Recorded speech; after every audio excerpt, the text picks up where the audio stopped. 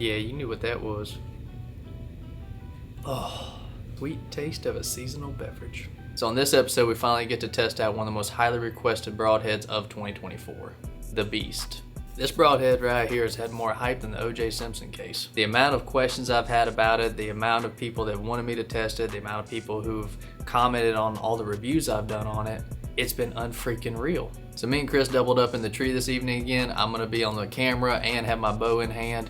He's gonna be right below me, and basically whichever direction the deer comes from, whoever has the easiest shot, that's who gets to shoot the deer. We're actually hunting one of the same spots that I had shot a doe in maybe 2 or 3 days beforehand, but judging by the amount of pictures we've had, it didn't do any damage to the area. This evening I get to finally use my Bowtech Core SS that I've been shooting a lot in the past few months. The bow was sent to me about midsummer, so obviously I haven't got to hunt with it, so I'm really excited to see what it can do. Chris is still rocking his RVX 34 from Prime, aka the Stealth Bomber as he likes to call it. Y'all remember that opening weekend video where I said the weather was glorious? Yeah, that wasn't the case this night.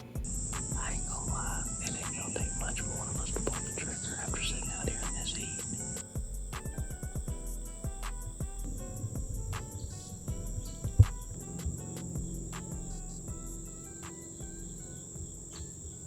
Finally started to hear some footsteps, so it was on my side, so I went ahead and grabbed my bow and went ahead and started getting my camera situated. This was the first little fellow to poke his head out to where we actually get some footage of it, but we heard some rambling around behind him, so we were waiting to see what that was.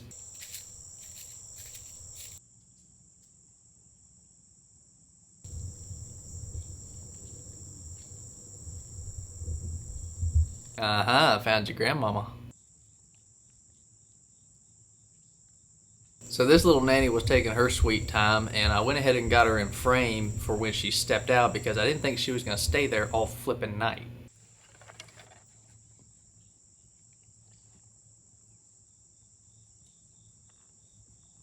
Went ahead and got my bow at full draw, had the camera rolling, had everything set perfect. All I needed her to do was take a step and a half so I could do my job.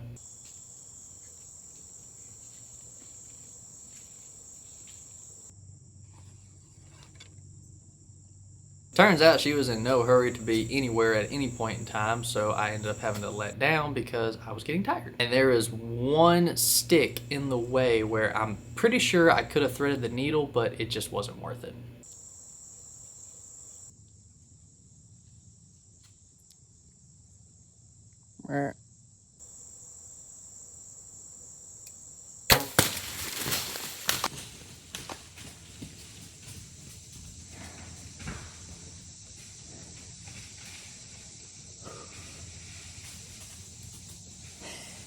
I see her flopping right there.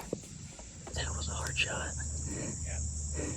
Really piled up right across the ditch. I can see her belly. Her friend ain't happy about it, but oh well.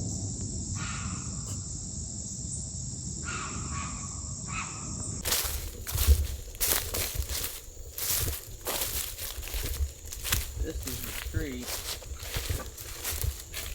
So this right here was the tree limb that kept me at full draw for over 60 seconds.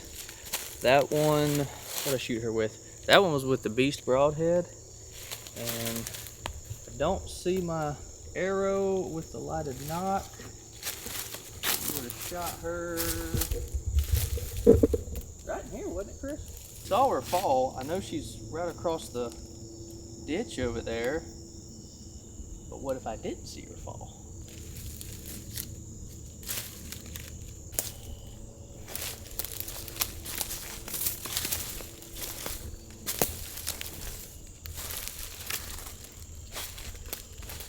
So we found her, because like I said, I saw her go down through the brush. I could see her belly. She didn't make it across the ditch. She just made it in the ditch, so just far enough to make us mad. But I still want to try to find some blood and backtrack from what that broadhead did.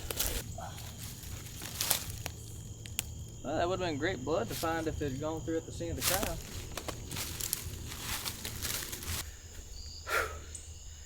I'm getting there. Quarter and away shot. Took it, obviously. Arrow didn't get a pass through. It looked like it hit the shoulder on the other side. Once again, that was with the Beast Broadhead. Entry looks phenomenal. I'm not going to show it. You can see it on my Instagram.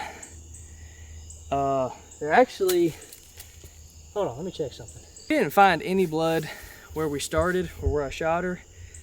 And to be perfectly honest, not saying we wouldn't have found her, but I mean, if I didn't see her go down from the tree stand, I'm not sure what we would have done.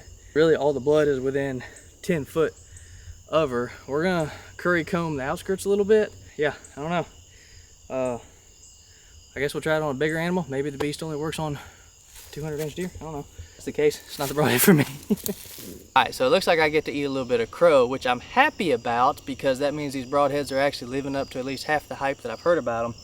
We actually ended up backtracking. My cameraman Chris ended up following the blood back to the scene of the crime.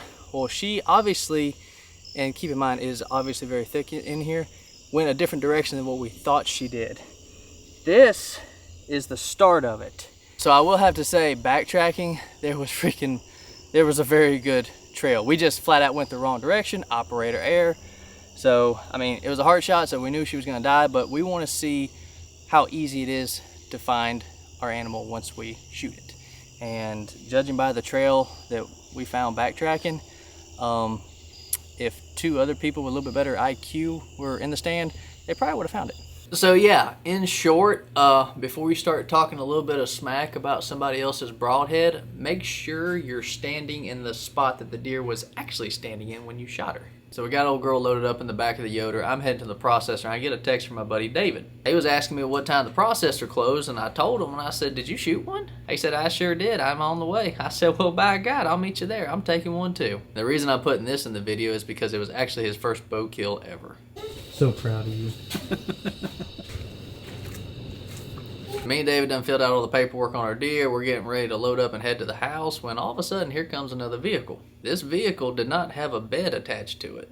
One old boy jumped out fully camoed. The other one jumped out half camoed. Popped the hatch back and all I can see is a tarp and fur. These boys right here killed a big one. Oh God, Mark, hold on.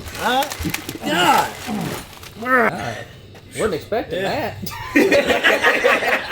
God bless Jackson County rednecks. Now, we're only a week and a half to 2 weeks into the Georgia season, and it's getting to be the time where people either need to start thinking, or if they haven't already started thinking, about their fall food plots. Food plot companies are like Broadheads and bows and pretty much cars and anything else, blonde, brunette, redhead, whatever. Everybody's got a preference. And I want to start off by saying this is not a paid advertisement. I work with companies. I do not get paid by companies. With that being said, I have partnered with Domain, but I'm not under contract. And let me tell you why I partnered and what the difference is. The difference is I can say whatever I want and leave whenever I want, but I'm probably not going to. The leave part, I'm still probably gonna say what I want. There's two main reasons I wanted to partner with Domain. Number one, like most other seed companies, they have everything I need and then some. They don't just have seed for your food plots. Matter of fact, the stockpile block that they sell is probably one of my favorite products ever. But what has really set them apart in my eyes from other seed companies and other attracting companies is how you can talk to them. I know some of y'all watching this video and be like, what do you mean you can talk to them? I mean, if you call them or email them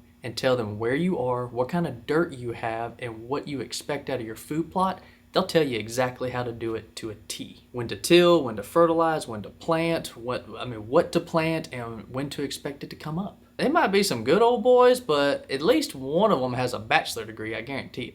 And of course, on top of that, it really doesn't matter how good your customer service is. If your product's trash, nobody's gonna buy it, right? Well, their products aren't trash. If you're wanting to put something in your dirt that's gonna help hold deer, grow deer, and help you have a more successful season year in and year out, I would highly recommend looking at Domain a little bit closer if you haven't already. I can't thank y'all enough for the views, the comments, and the feedback.